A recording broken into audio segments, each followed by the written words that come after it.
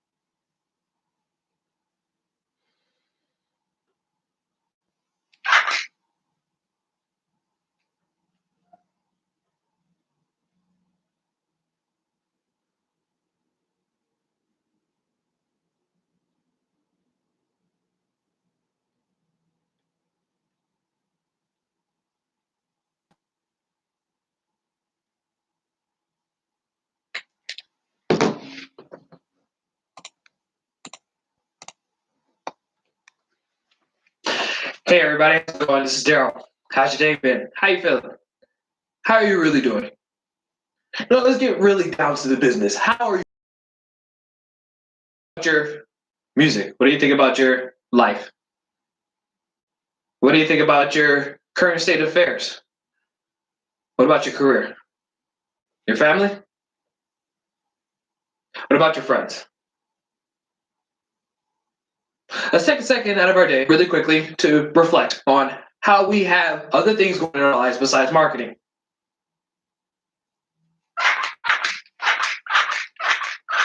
I want to let you know that stress happens, life happens, and you're going to be okay.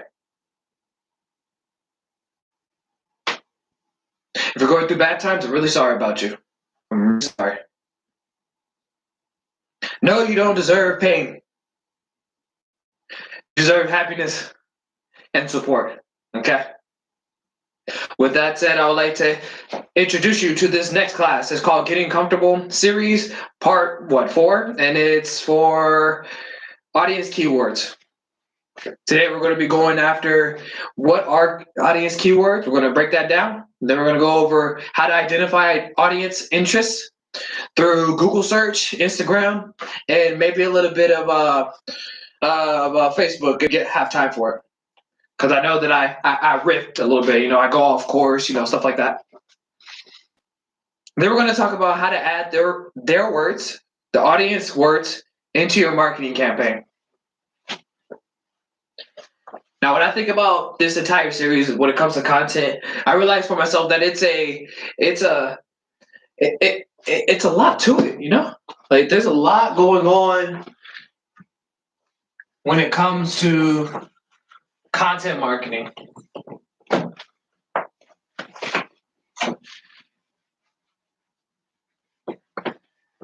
It didn't make a lot of sense to me in the beginning because it felt like all the tactics that I've seen on commercials, for example, were the same type of tactics and strategies that you have to use for content marketing. And then for me personally, I like to watch video games. So for me, I'm watching all these content creators and I'm thinking, okay, their marketing has to be the same as the marketing that I do for my business. Or I see these random coupons in the mail that I get, and I'm thinking that the marketing there is the same thing as the same content marketing that I have to do for me on my Instagram page. And then there's blog posts. There's things that I search up online, just the random bullshit that I go through, the questions that I have, random stuff that I want to look, going down into the rabbit hole, stuff like that. And I end up seeing, advertisements. I see branding stuff that really stands out to me, and I'm like, whoa, this is kind of the stuff that I have to do, right? Well, after the research that I've done in my life, when it comes to marketing, market research, branding, brand strategy, it becomes real to me that the things that are going to be working for me and my is not going to work for you in your particular line of work. And whenever I hear that stuff from someone trying to teach me marketing, I feel disheartened. The reason why I feel disheartened is because I question the teacher's experience of what they think is going to give me results. It's like, why should I add what you're telling me if the things that you're telling me has nothing to do with what's actually going to work for me? So it's a lot of split hairing, right? There's a lot of tit for tatting. And there's a lot of, hey, this is going to work now, but not later. Or this sounds like a good idea and it actually did give people results, but maybe it's not something that's going to work for you. And that's important to look at any type of education that you get. And the reason why I say that is because when you're trying to learn something and you're trying to get an education on something, no matter what the subject is, you're going to have to get varying opinions. You're going to have to get different perspectives. You can't sit in a book, watch a TV show, go to a webinar, listen to a seminar, get some notes, get some advice from your friends, and think that the advice that they're giving is going to be the all-in source of what you're going to need to be able to do what you need to do over time. Just like how life changes every single second, every minute of every day, you're going to have to tackle your business and your clients with that same change. And that means constantly being on your feet, constantly having to reevaluate what you're doing, having confidence in what you're doing, and at the same time, having that friction in your plans that this may not be working right now. For me, I like to use the word flexibility. You have to be flexible, right? You have to adjust. Growing up as a kid, I had to adapt to a lot of different environments, different people, different cultures. And it helped me be a person who's able to make changes quickly. Now, I struggle with it just like everybody else. And I would like to extend my support that you can find different opinions, marketing, varying subjects that kind of branch off into Neverland in the marketing field and still get success. When you're receiving a lot of information, it's okay to slow down, it's okay to back up, and it's okay to work on figuring out what's going to work and what's not going to work. That's the biggest thing that I want you to take away from this lesson.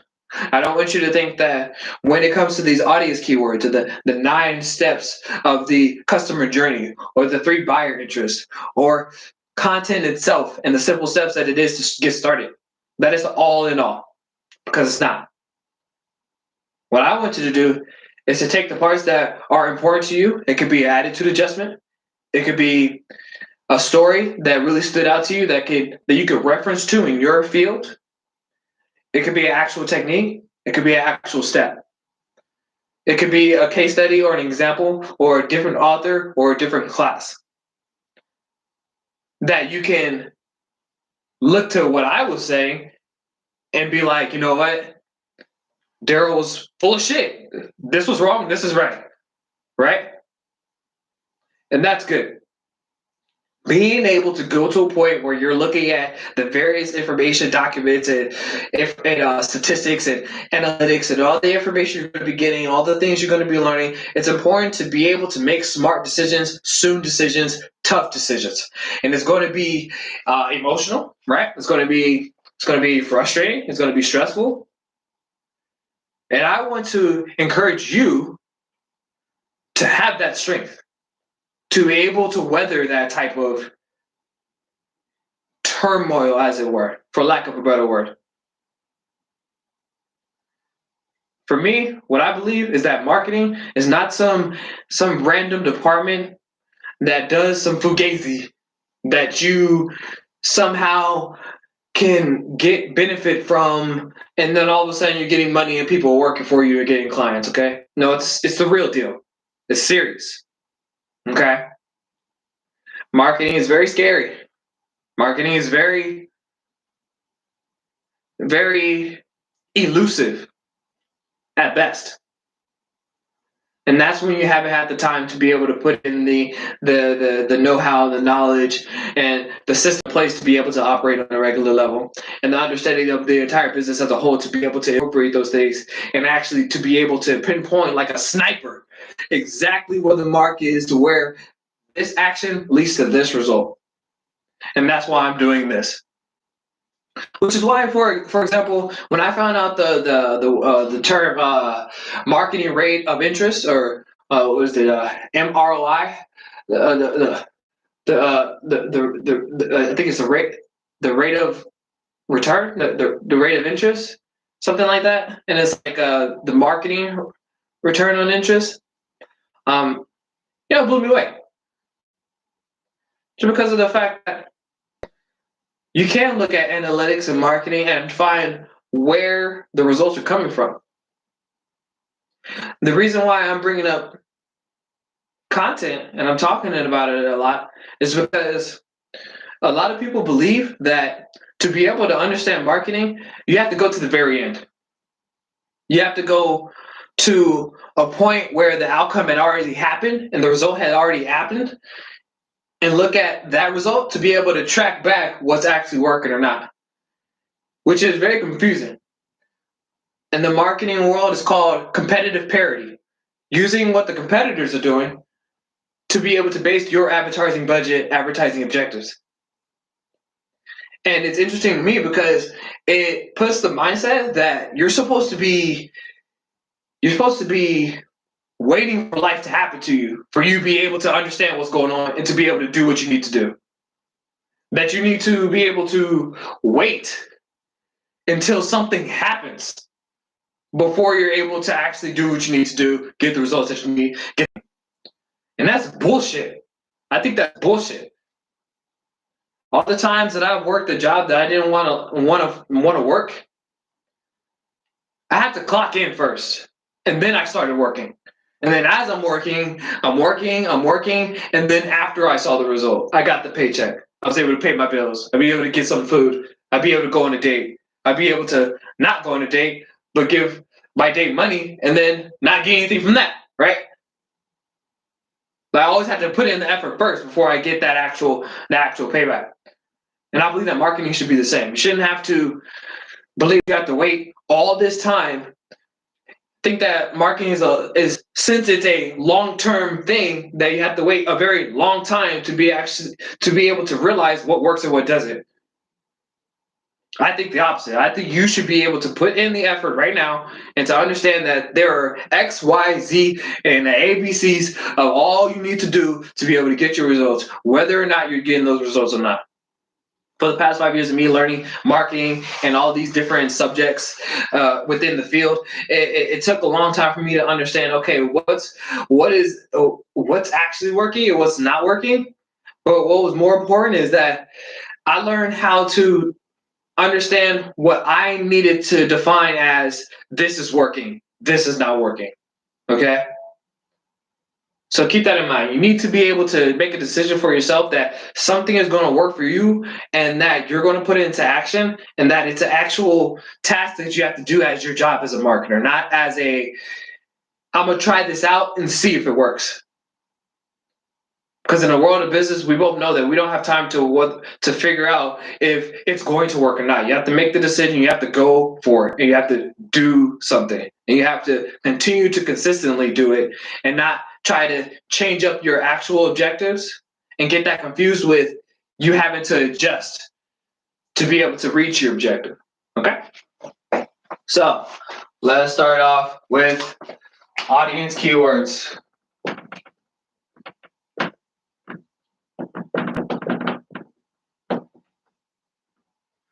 So what is it?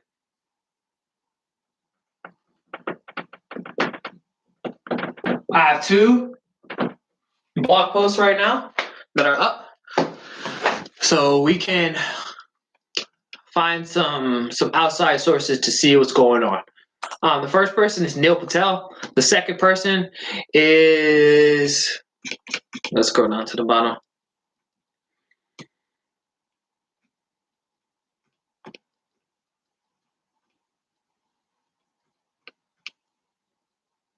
Okay, it doesn't have a specific person who's the author, but the website is called Snap Agency.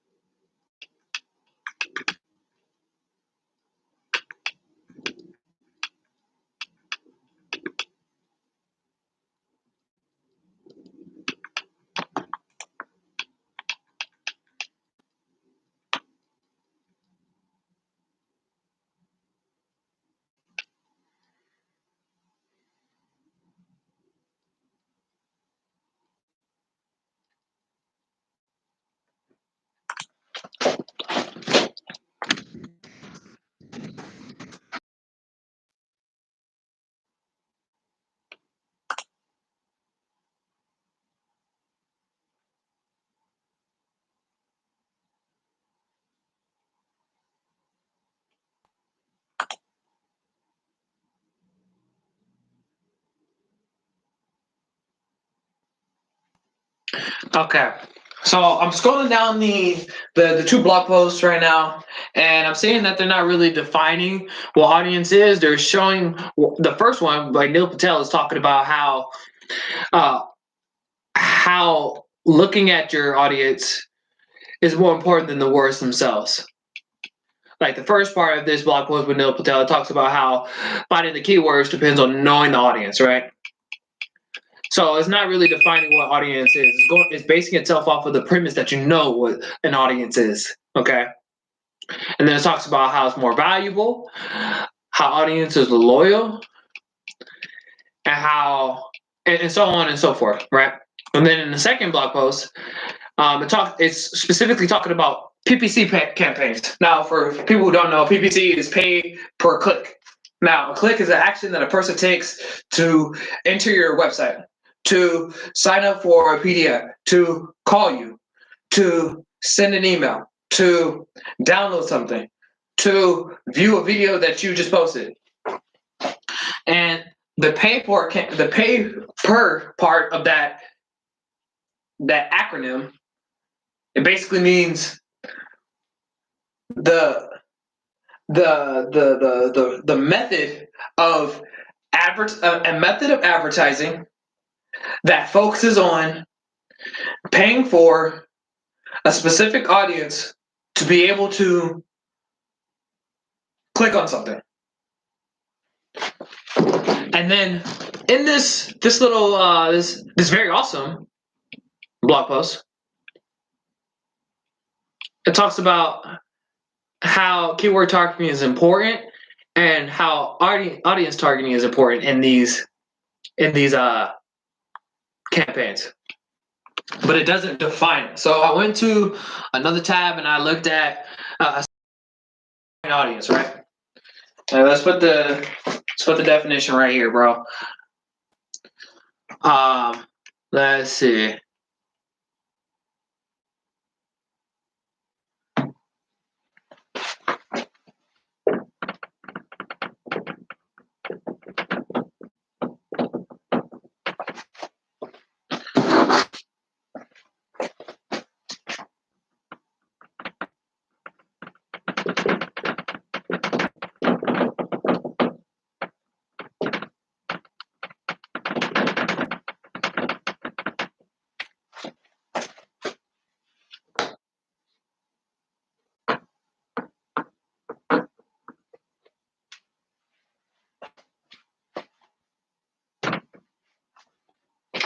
So this definition right here says that, let me see if YouTube can see it. I'm really sorry, YouTube. I don't understand how the screen is backwards.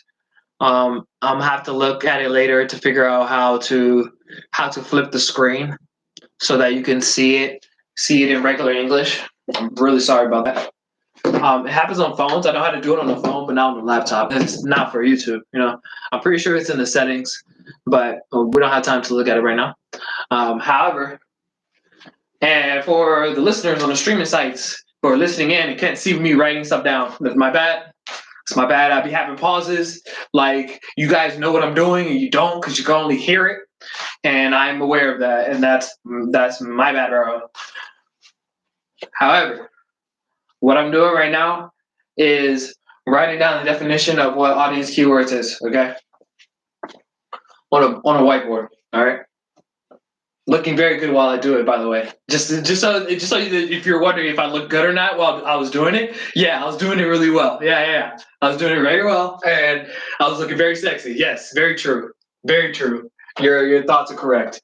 Okay, so what is it? I just written down the short version of the definition, and it says that audience keywords. Audience. What is audience? Audience is a group of people who gather to listen to something. Now, it's a super basic definition, right? I'm sure you have your own definition of it. I'm not going to ask you to write it down because I'm pretty sure if you really wanted to, you would do it already. So no worries. For me, when I think of audience, I thought people who I want to sell to, right? People who I want to connect with. People who I'm trying to get something from, okay? It's a little bit different from this definition. However, if we look at the real definition, we see that we see two important sections, right? The first section that's important to look at is it's a group of people, right? And then the second part is to listen to something, all right? Which shows me two insights. The first one is that a group of people could be any amount of people. Like there is no, hey, this is an audience, this is not an audience. No. If it has more than one person, then it's an audience, okay? That's really huge. Because now your content, you're wondering who your audience is, you have to understand that it's a group of people. Like, who is the people? You have to name the group. You have to name the group, you have to describe the group. And if you can recognize that this group is doing X, Y, or Z, then you know that this group is your audience and they are doing X, Y, and Z, okay?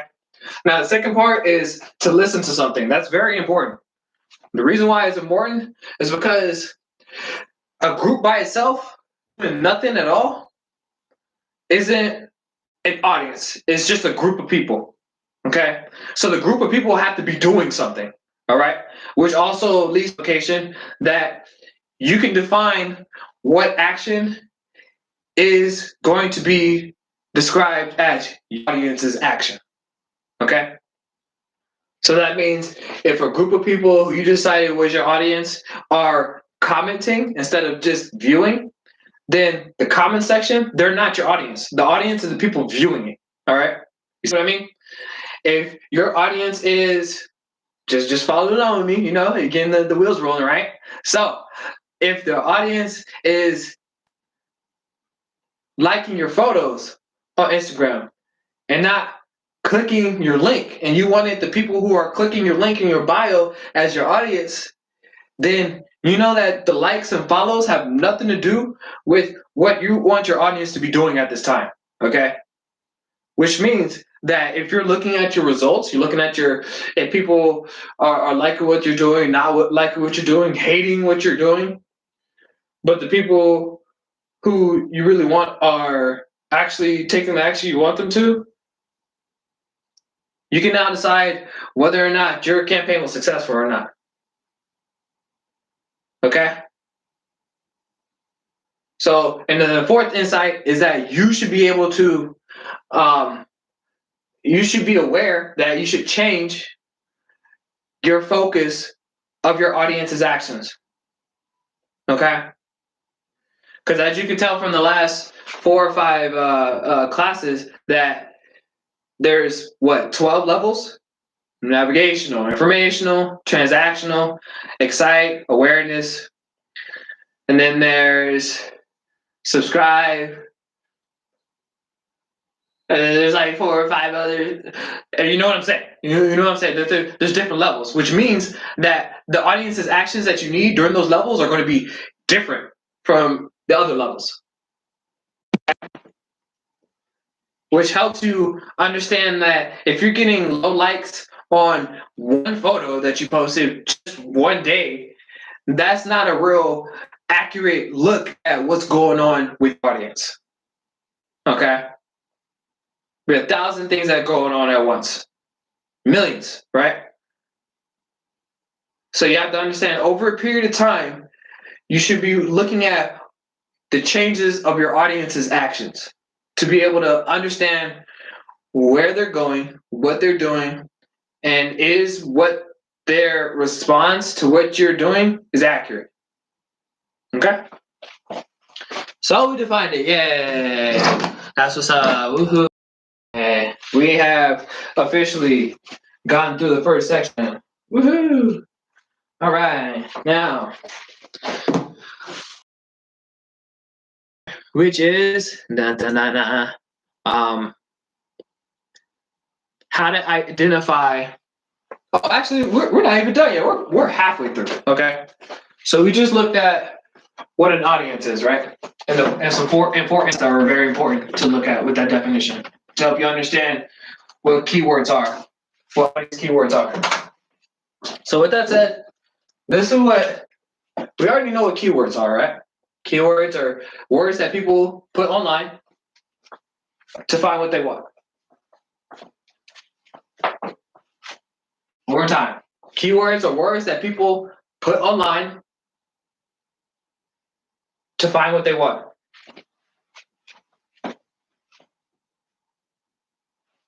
So audience keywords are a group of people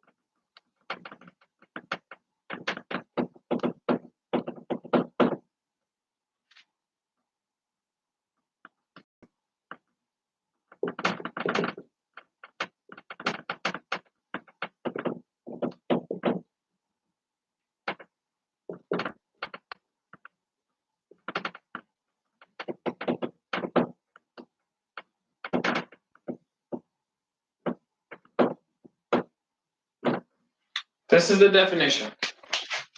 Hopefully you guys can see that. I'm gonna say it out loud for the streaming people. Audience keywords are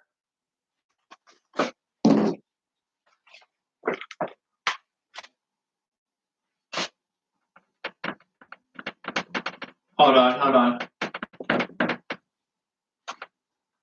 Let's see.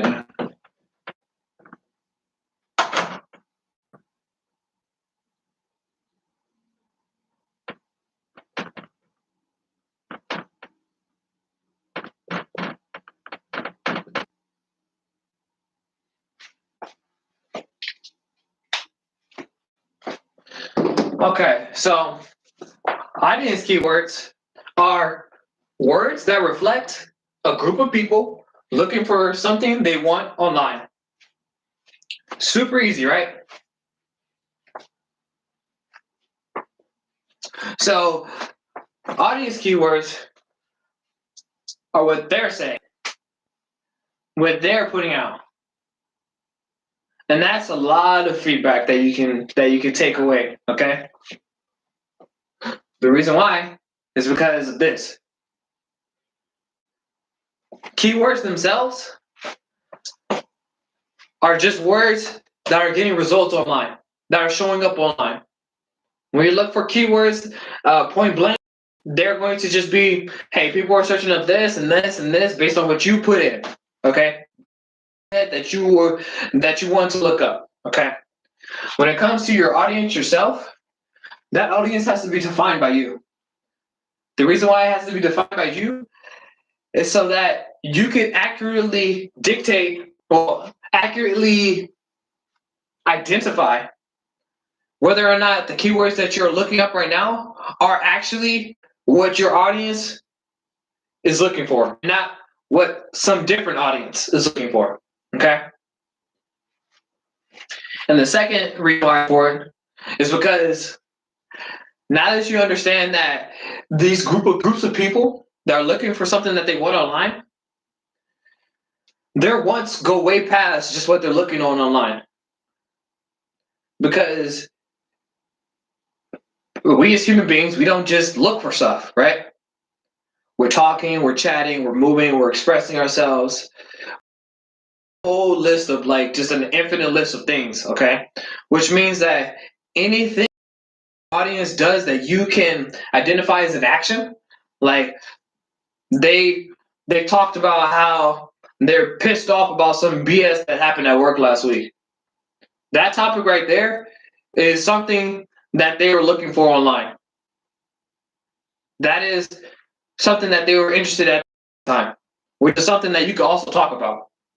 Which is why a couple of classes ago when I talked about how you should change your attitude to where you're not viewing your audience's topics and your favorite topics as something that's elusive, but it's something that is represented by like you thinking that your audience is your friends, is because now it's super easy to be able to find more things that people are talking about who are your clients, just because of the fact that they're talking about it, just because they're expressing themselves. Okay? I saw the other day someone posted online about the kids. Talking about children is okay. You can talk about kids. You can talk about that. You don't have to all of a sudden be like, marketing, bro, branding, bro. You can include it. You can include it. Which is all about the relationship, right? Which is what you want. You want your audience to have a relationship with you, to have some type of camaraderie, to have some kind of rapport, some kind of friendship, some type of companionship. Not in a creepy way, but in an intimate way. You want them to believe with conviction that you're a real person, that you're alive, that you actually want to look after their best interests, and that you are a person who is likable. You're a person that could have been their friend if it was in different situations. They could come back and just watch some of your content, and while they're watching, just take a moment away from the BS of life. Which is a staple of what I think a lot of content creators for video games are doing. They're allowing a medium, games, and their personality, their likability, to build an environment where people could take a moment out of their time to be able to not just enjoy some entertainment, but step away from the chaos of life. Okay, and that's like a high peak of what you want to go to. You want to go to a point to where people need you, and not just need you, but want to be around you, because it's better than being around all the bullshit. Okay? Because there's a lot out there. There's a lot of BS. Say it with me. There's a lot of bullshit in the world. Okay? So it's very important. And that's that. So, audience keywords. It's words that reflect a group of people looking for something that they want online. And these words extend only what they want, but who they are. Okay? And the expressions of who they are. So, how to identify audience interests. Let's take a step to stop there and let's focus on these blog posts so that we can break down a little bit more of why audiences are better. Audience focus is better than just a keyword focus. So right here in Neil Patel's reasons why audiences are more important than keywords. This is written. It doesn't say when it's written. So it says right here that if you don't know, and I'm phrasing it from what he said, if you don't know who your audience is, then you don't know which keywords to target. It's very awesome. You don't know which keywords to target. That's a lot. That's a big reason why. That's a big reason why, like the Google alerts that I've set for me, I'm letting it stack up a little bit while I need to build on identifying who my audience is. Is because I don't want to just put stuff out willy-nilly and not understand that these words are related to what my audience wants, but have nothing to do with what they actually want. And the reason would be because I was only trying to focus on the words themselves and not the people who are saying the words. It's just like it doesn't know how to listen, right? There's a lot of them, right? There's a lot of dudes out there who don't know how to listen, right? And it's because what? They're focused on something else and not the person, right? So just like that, right? You have to be able to focus on the person. Because when you focus on the person, it becomes very clear what those words are. Let's use this word example, right? So I'm on Google. I'm gonna go to with a free keyword research tool. I know I have one somewhere, but I don't want to look for it right now. Let's see. Software. Let's see. Let's see.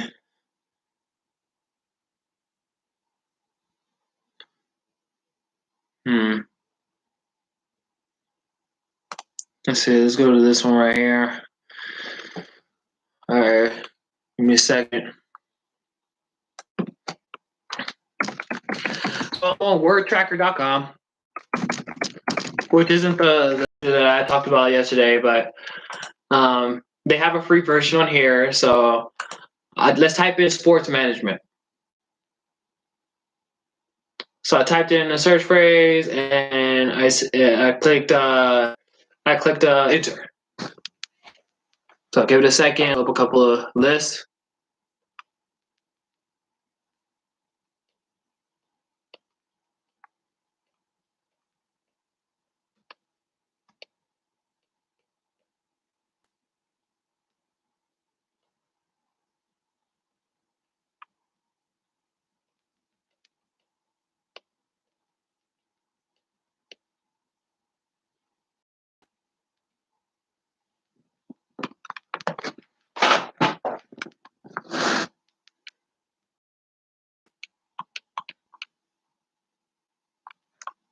Okay, so it gave me a list and jobs for sports management jobs, sports management degree, sports management, sports administration, and so on.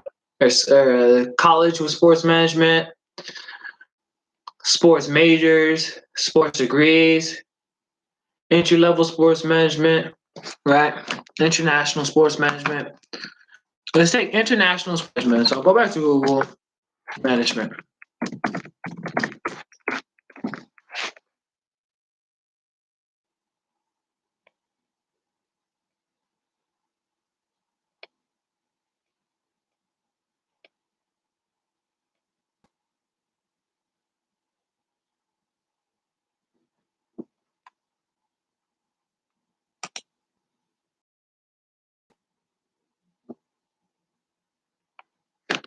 the first thing that I looked up when I found that it says international sports management is the actual business, international sports management. Okay, limited.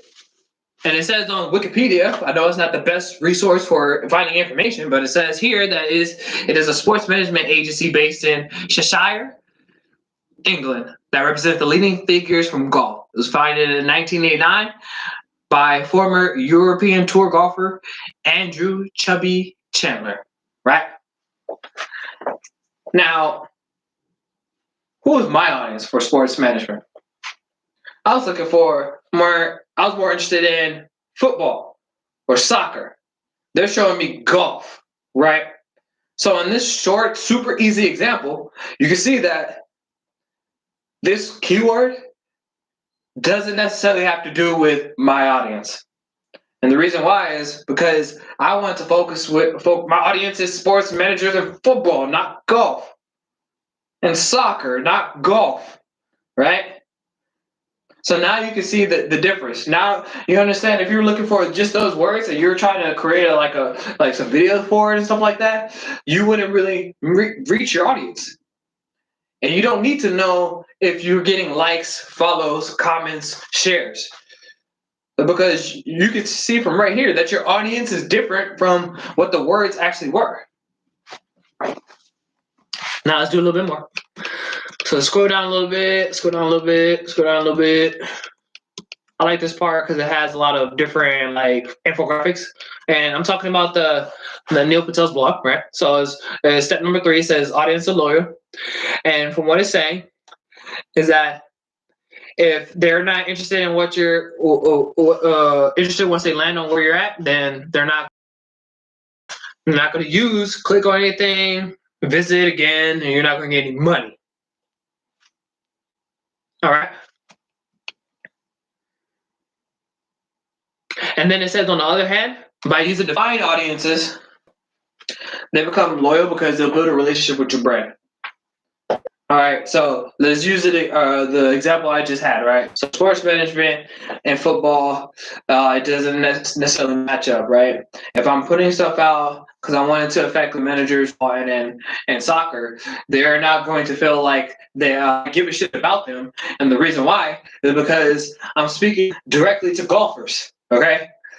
Now they're not going to feel like, oh man, disrespect. Oh, bro, talk about golf, bro. Get out of here. What the fuck? No, they're not going to do that. But they won't show up again. And you guys understand why, right? I'm pretty sure there's a lot of coaches who went from one sport to another, but the techniques that work on the field in football, those game plans are not going to work for a golfer for obvious reasons. It's the functional reasons, the actual operational reasons, not the emotional reasons. And that reveals another insight that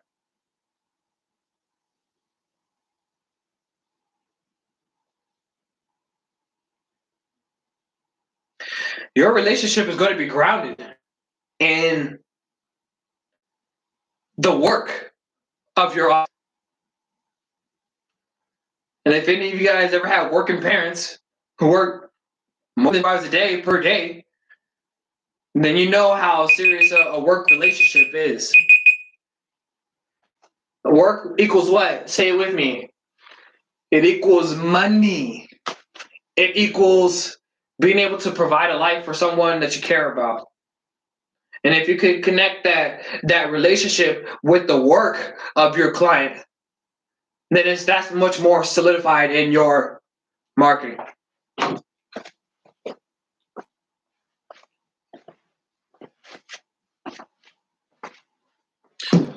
Now let's go over to Snap and let's look at a little bit of what they're saying.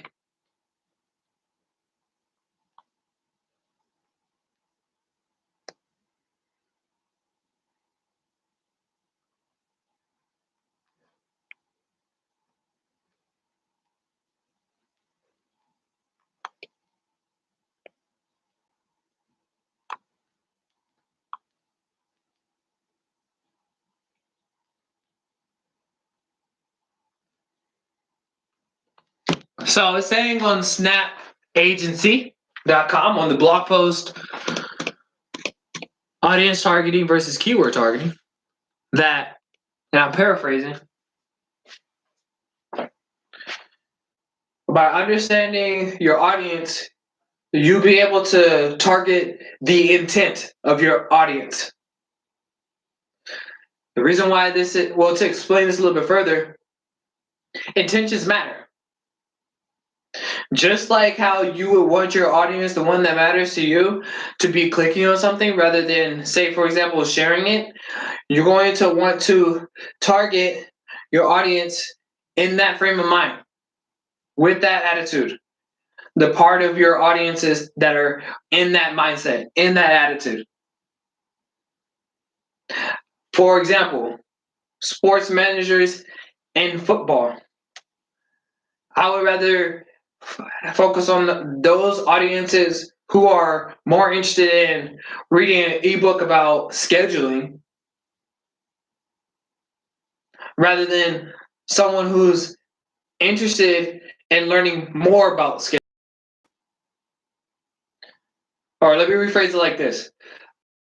Football who is interested in scheduling this week, who wants a ebook this week to understand scheduling a little more, not a manager in football who is interested in learning more, who wants more information. You understand?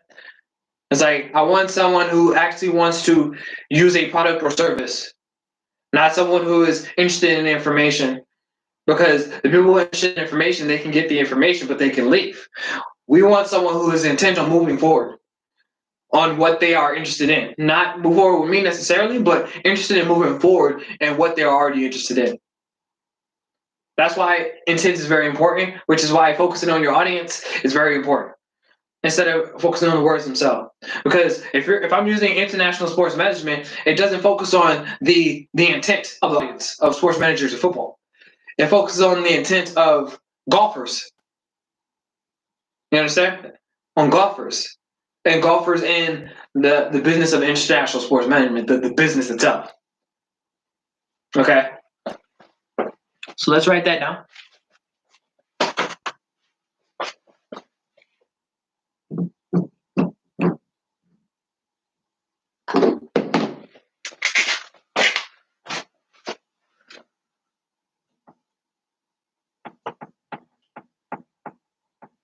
So 2 reasons. Audience over words. Word results. Reason 1.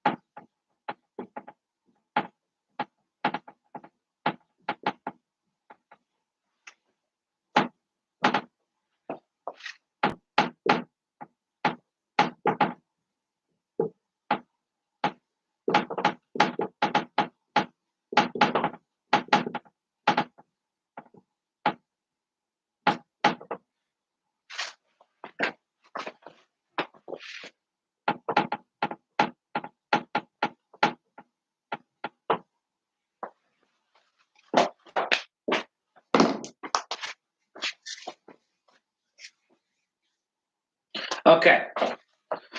So 2 reasons why audiences is a better focus than. Hold on, let me see if you can see that. I'm not sure if you can see that. There you go. All right. So as you can see here, 2 reasons the audience is more important than the words themselves. The word results is because 1, accuracy. You're not wasting any time. You're not wasting any time.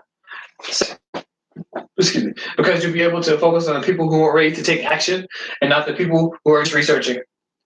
Researchers are fine, that's the bigger pool, but you have to understand that the words that you're really trying to base your entire campaign on is the people who are intent on doing something, intent on actually taking an action. Okay? And now one quick moment so I can, before I move over to the next part, is that it's very important to understand that the beginning of the beginning speech that I made at the beginning, it applies to this section. Okay. I say that you're going to be building a relationship with your customers through your marketing, no matter what level that they're on. Okay. And that understanding that your audience is more than just taking one action helps you understand how important it is to be able to change your attitude when it comes to focusing on the right person and taking your marketing seriously, despite focusing on one person at one time. Because every business always go through cycles, and they're always going to go through ups and downs, which means you're always going to have to start at the beginning where you're trying to build more awareness for a new product or service. And when you're diversifying your products and your services, you're going to have to change it up. It means you're going to have to go back to the basics, which is try to build a relationship with a person, okay? And then there's also multiple times you have to focus on this too, because this is the part that people forget. This is the part that people don't understand, is that you have to be able to focus your marketing towards the end result, and that end result being someone who is your audience but is taking an action. However, you need to not let go of the entire circle of marketing, the entire revolution and evolution of marketing. It's always going to revolve itself back to the beginning and back to the early stages where you have a different and views, where people are walking away trying to go somewhere else, or are changing. Just because we're as human beings, we're always changing. Okay, so let's move on to the next section. What's saying? No, I don't want to delete that. What I want to do. So yeah.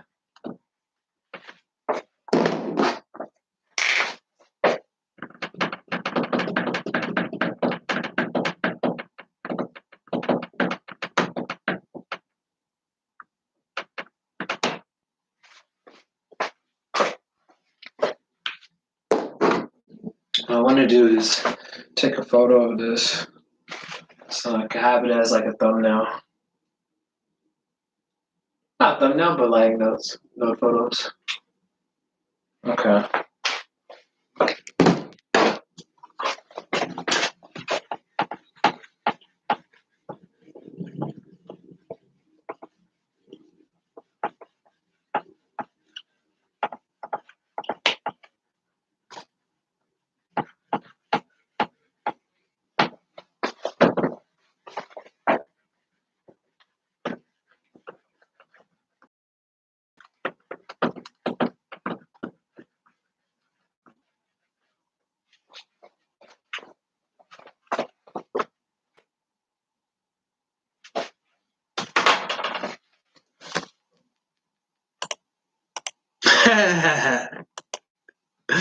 I think it'd be very funny if teachers were allowed to put on headphones and like listen to music while they teach. It would change the game, bro. It would change the game of teaching, bro. If my professors were able to listen to music on the headphone while they talk to us, bro, man, every class would be a breeze, bro. I swear.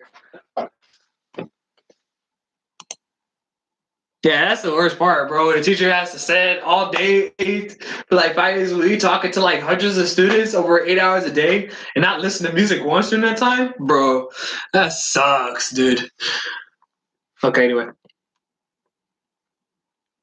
how to identify your audience interests. So ID, audience interests.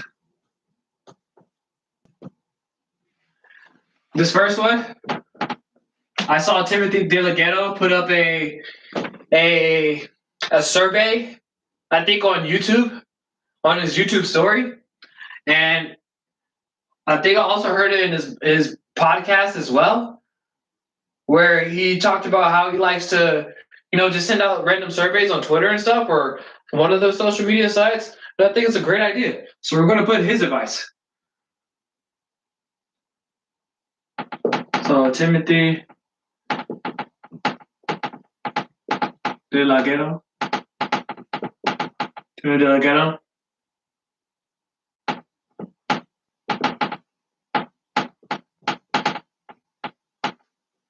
1-minute surveys. That's how you can find out about your audience interest super easily. Now, I did the work. Guys. I sat up for literally, I would say about 8 hours, 8 to 20 hours, reading a couple books on how to actually perform a step A to step 10 research on a certain topic. And I realized that you don't really need to do that. It's very comprehensive, but it's misleading when you actually try to find books on research. And the reason why is because they're focused on qualitative and quantitative research based off of like scientists, what scientists do, and what like archaeologists, and like I'm just saying random jobs right now, but you get the idea. It's very comprehensive. They talk about what government offices you got to go to so you be able to get the permit to be able to have a survey, and then you have to have like a test subject. You have to have incentives and all this other great stuff. That is, if you want to do that, you can. But it's more like research projects, right? It's like for super serious, big world projects, not necessarily research based off of what you need to do for like your business. You could do the super in-depth stuff if you want to spend the resources on it. But this 1-minute survey technique by Timothy Delgado, super easy, bro. The reason why is because it's in the moment. That's the first reason. You can spend literally 3 months trying to do a research that you can get in like 2 seconds by just posting a survey on your social media. Okay, you can ask a question. All right, that's the second one, right? Ask a question. Any question. I'll make it super fun for you. Next time you're thinking about your audience, the sales that you want, marketing program that you want to have, I want you to look at. I want you to ask yourself, what do I want to ask? Like, I want to know something. What do I want to know? Like, what do I want to know? For me, sports managers, off the top of my head, do you use your Twitter? Right? I could just go to a sports manager on LinkedIn, right? I go sports manager Cardinals, boom. Find his name, boom. Ask him a question through the DM. Like, hey, do you use Twitter a lot? And he'd be like, yeah, no, or ignore me, right? I can post it on my stories. I can ask my friends. I can look on blog posts. I can go to Reddit. I can go to Pinterest. But the biggest thing is the question itself. Did I ask it? The only way you're going to understand someone's interest is if you ask. Don't listen to people when they tell you that you shouldn't be asking. You should be trying to be attractive. You should just try to fucking just get what you want. You just go for it. It's like, no. Do you want a client who's just going to roll over and die on you, or do you want them to actually engage? Do you want a client who's so mute, right? I'm not trying to put anything down on anyone with disabilities, right? With anyone who has disabilities, can't speak, or speech impediments, stuff like that. I'm talking about someone who you know is smart, but is just sitting there and pretending that they're dumb. Do you want a client who's like that? Do you really ask yourself, like, do you want a CEO who's making millions of dollars, their company's making millions of dollars, and you ask them a question and they don't say nothing? Do you really want a customer like that? Have you ever worked at a grocery store? You ever worked at a cashier? I'm not sure if you have, but put yourself in their shoes, right? You're serving people's groceries, right? And you're supposed to do what? You're supposed to engage the person, ask questions. And what if someone walks up, they have a shit ton of groceries, right? $200, right? They have $200 of fucking groceries, right? And you're like, man, I'm about to be here for literally like a cool 5 to 10 minutes. And you ask them questions, right? And they're silent the entire time. How do you think that would make you feel? You'd be like, this dude has a gun. This guy's a psychotic. That's literally what I would think. I'm like, this dude is crazy. Because I'm just asking you simple, innocent questions, and they're not responding.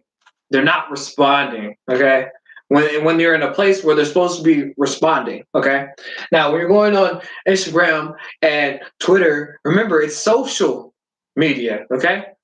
It's a software, an environment, a place, a location, a virtual location where you're supposed to be interacting with people. I understand the conversations of technology is like, oh yeah, it's going to be hurting me and stuff. No, let's really break it down, okay?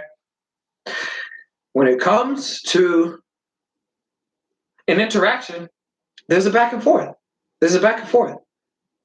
And at the most basic levels, bro, let me tell you right now, bro. You're not going to want to do something with the person who you're supposed to be spending a lot of time with, and they're not responding to you. They're ignoring you. Okay? Don't believe the hype, okay? You don't want someone playing with your head and acting like they're your client, but they're just like trying to avoid you and not listen to what you're saying and give honest answers. Seriously. You're going to want someone who's responsive. Okay? You don't need every time you're doing a marketing campaign and you have to do like, no, you ain't got to do that, bro. You should be able to, hey, what's up? And get all of a sudden just interaction, everybody going crazy, talking back to you, and back and forth, and it's madness and it's great. Okay? Which have the first option or the second option, okay? And it always starts with the second technique. So I identify audience interest. You can give out surveys, right? You can give out short surveys, big surveys, 3-question surveys, a video survey, any type, right? Make sure you pay attention to your time, though. Make it super short. You ain't got to worry about it. But then, ask questions. You got to ask questions. And that could be in any form. Lots of times, people just put up a black background, green background, a rainbow background, a purple and then gray and then purple background, right? Or a green and then a red background, or a blue with a gray and then a black background, or just a white background, right? And just put words. Then just put text. Like, do you feel blank? Is it just me or blank? Are you blank? Does this blank? Who is, remember, who, what, where, when, why. Remember, which, how much, how many, etc. Okay? So that's good for now. Lastly, how to add your words into your marketing campaign.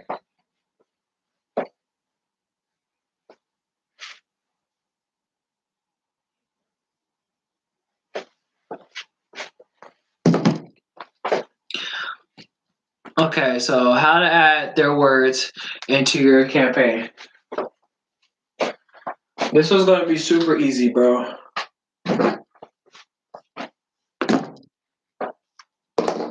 This was super easy, bro. I'm about to break it down for you, bro. I'm about to break it down for you. Can you see this? Oh, man, this is great. This is great. This is great. There we go. Cool. Let's get this one over here. Let's see. Perfect. Okay, cool. I should really put markers on my table so I just remember where to put this stuff.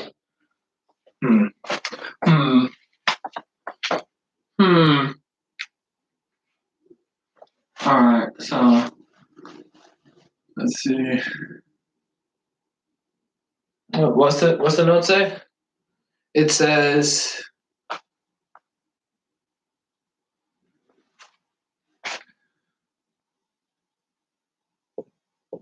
steps. Audience words.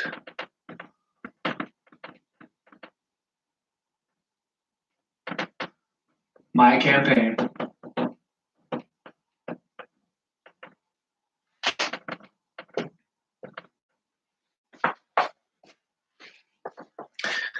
Back in my first, man, this is my first? Let's see, give me a second. I think my, hey, this song's tight. Listen to this song right now, it's pretty cool. Oh, yeah. Cool, cool. I know this song. It's a good song. It's a great song. Great song. All right. Anyway, back in college, there was a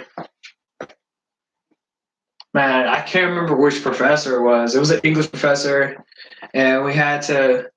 Man, was that high school? Man, I'm old, guys. I'm old. I can't remember. All right. Anyway, bro, there was this book called "They Say, I Say." An English professor, an English teacher, they had us use this book for class, stuff like that, and it really opened my eyes to understanding how to really address multiple parties and distinguish multiple parties' opinions and statements in relation to your own, and it helped with my writing and my writing style. Now, just off of that concept alone, we could just use that concept and just throw it into an idea for you to use right? And it's a simple line. Super simple template, bro. So the first one is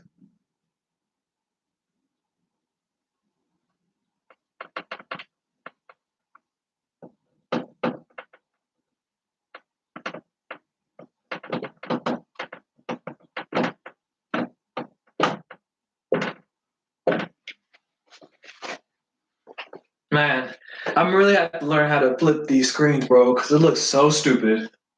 Like I'm looking at it right now and it looks flipped and it looks so stupid. Okay, so for those who can't read backwards, or the ones who actually know that it's forward and I'm an idiot, the template says this. You guys said X, Y. Not Y as in WHY, but the letter Y. Let's use a different letter. You guys said A, B. Now, why is this so effective? You don't need a philosophy degree, bro. You don't need a philosophy degree to understand why this is so important. The reason why this super simple template is super easy to add what your audience is saying into your campaign is because A, it uses their words. It immediately uses their words, okay? Let me say it one more time. You used their words. You can't get any closer to what your audience wants than restating exactly what they just said. Okay? Remember those communication classes where they're like, to be able to represent that you're listening, you have to repeat what they said back to them. In conversation, it sounds stupid, but for marketing, it's genius. Don't need to ask why. It just is, okay? It's a direct conversation. And it is showing that you're listening. You can't say that you weren't listening if you don't say what they said though. There's no oh he not paying attention to my needs. It's like no. You said this. This is what you said, right? And then the second part, the why or the B, right? Now you get to respond. And now you just incorporate it in your marketing exactly what they said. So let's use an example that I used earlier, the golf.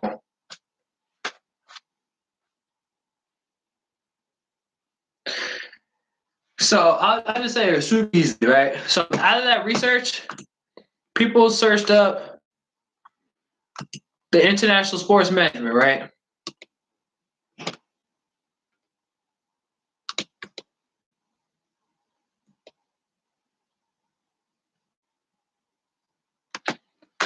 Super easy. Let's go. For me, hey, you guys were looking at the International Sports Management Limited, right? The business for golfers. Is there a organization that does the same thing for football managers? And then boom, all the football managers would be like, oh, it's this, it's that, oh, it's this, oh, it's that, oh, it's this, oh, it's that. Super easy, bro. Now, those are using keywords that weren't even needed because it had nothing to do with my audience. However, I was able to connect it and still add my audience words into the campaign just because I'm starting a dialogue with somebody. I'm speaking to one person, and I'm adding the dialogue of previous conversations into the marketing campaign. So if I was showing this video, right, and I'm showing, hey, this is about golfers, but this is for golfing and stuff, but what about football? What do you guys have for that besides like the NFL Association, stuff like that? They'll be able to respond for managers, not just for the sport itself. And then they'll be able to say like, oh, what is that? Like they'll be able to actually respond. Okay, so to answer your writing thoughts, no. I didn't audience words in my campaign. What I did was I answered a different audience's words and then connected it to my audience in my campaign. And that's why that concept of turning your client, using your clients, thinking of your client as a friend instead of just a client opens up the door to you being able to use your words, being able to have a conversation with people online and always lead it back to where you need to go when it comes to your clients, which allows you to keep the conversation going no matter what your client is going through. And my sports managers were talking about the crisis of parents and the league. I need to talk about the International Sports League. Is I could talk about how I've never seen parenting being involved in the process in golf. And I actually don't know what the International Sports Management what they think about it. I looked on their site; they couldn't find anything. But I'm pretty sure for football managers, it'd be X, Y, and Z, and X, Y, and Z. Just like when you're talking about when you're like a sports announcer and you're talking about baseball, you're talking about football, you're talking about soccer, you're talking about rackets and tennis and all these these different like sports, but you're adding it together, able to just lead the conversation, be able to segue into those things. Okay. You're not able to do it fluently if you're thinking of your client as a person who can only talk about one subject. A client who can't somehow use different associations and experiences to add it to something that's important to them. Okay?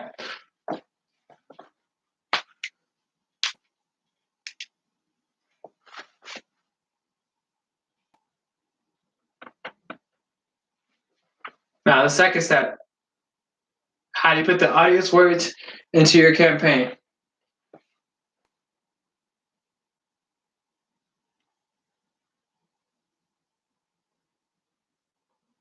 Let's see. Let's use a good one.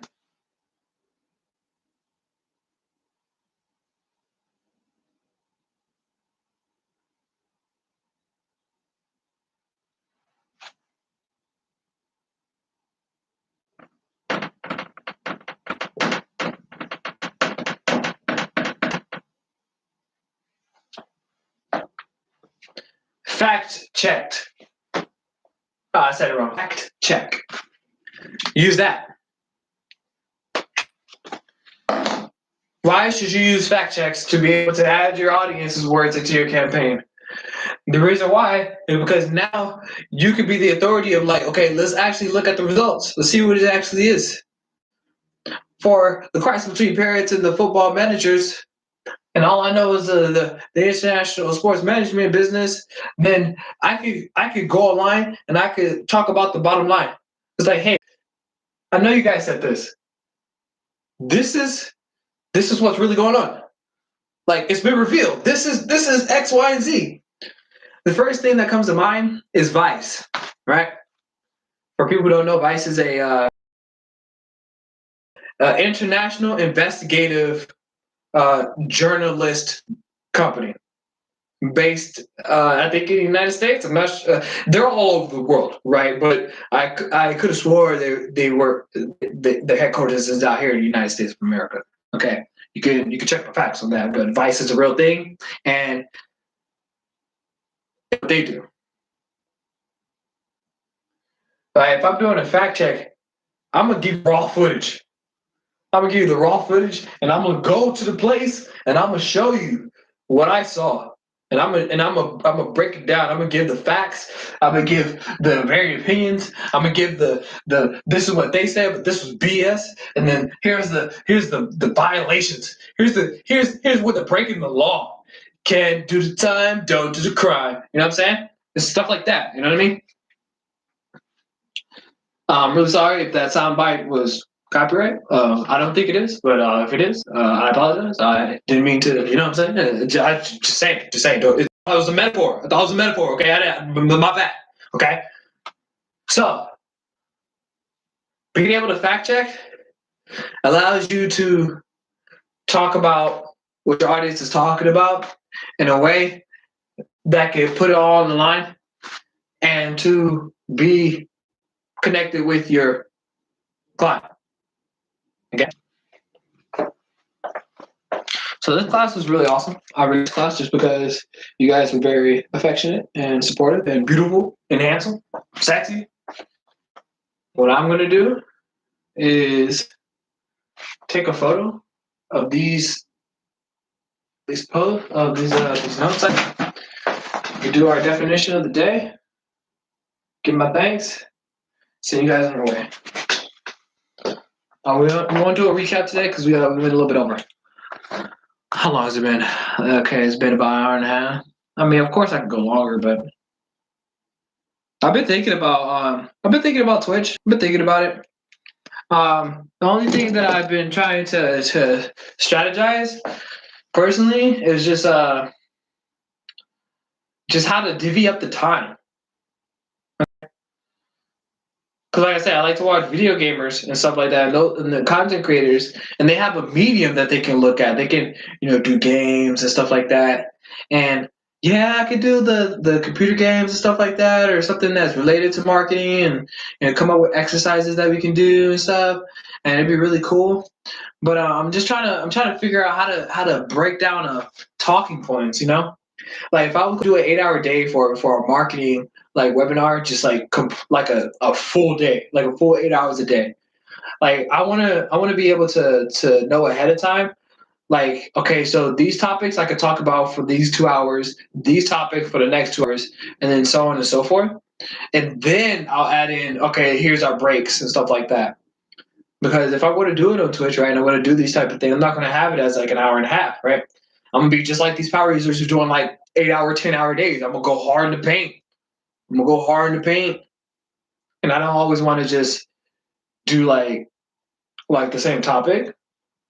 But on the other hand, I don't want to ramble or always be trying to just treat my platform as a chatting system. Now, I can do just chatting and stuff like that. And that's kind of what the category is for Twitch. For people who don't know, there's a category called just chatting, and that's sections where you stream you talking or activities that you're doing.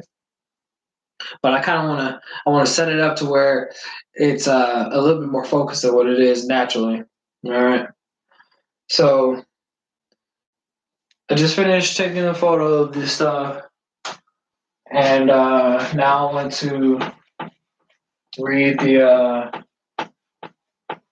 whatchamacallit, the definition.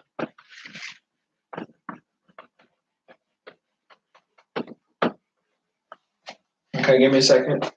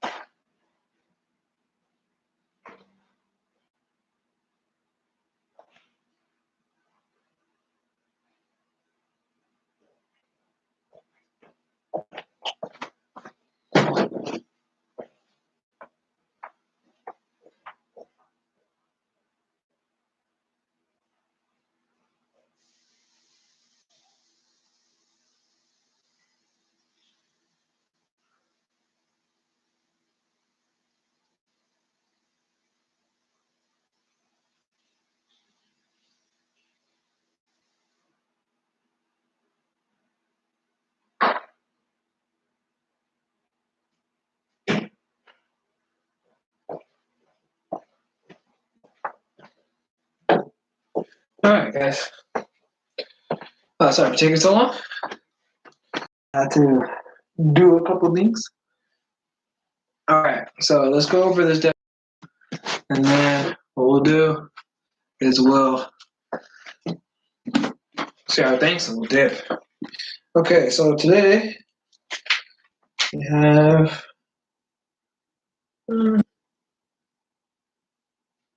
let's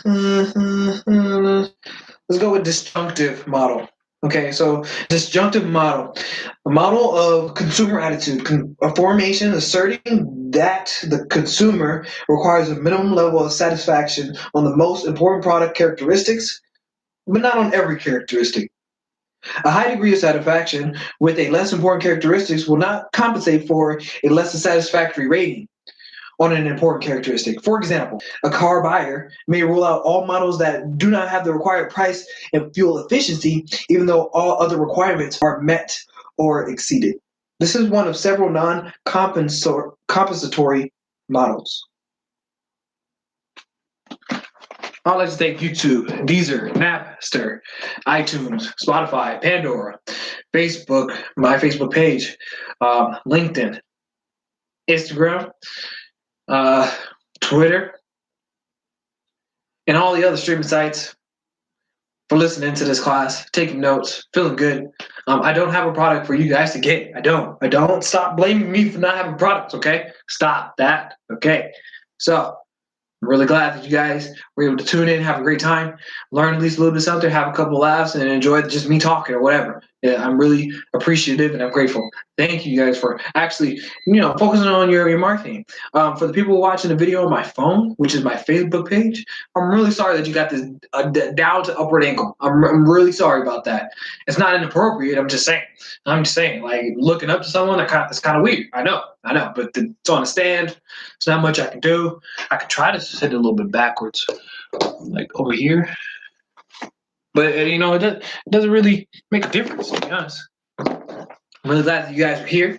Have a great rest of your day, dude. Like, enjoy the rest of your day. Listen to some music. You know what I'm saying? Have a good time. Don't read a book. Watch some TV. Have some laughs. Watch a comedy show. Go on Instagram. Look at a couple pictures. You know what I'm saying? Have a good time. You know what I'm saying? Relax. Remember, you're good enough. No matter what anyone says. No matter what you do. Okay? You are good enough. All right? You are important. You are special. And you are spectacular. My name is Daryl. You can find me on facebook.com/The Wolf Empire SVC or on LinkedIn at www.linkedin.com/IN/DARRELLWHITEII. It's been a great time speaking with you. Hopefully you guys got something out of it. You the best. See you. Yes, I'm holding the smile until the stream ends.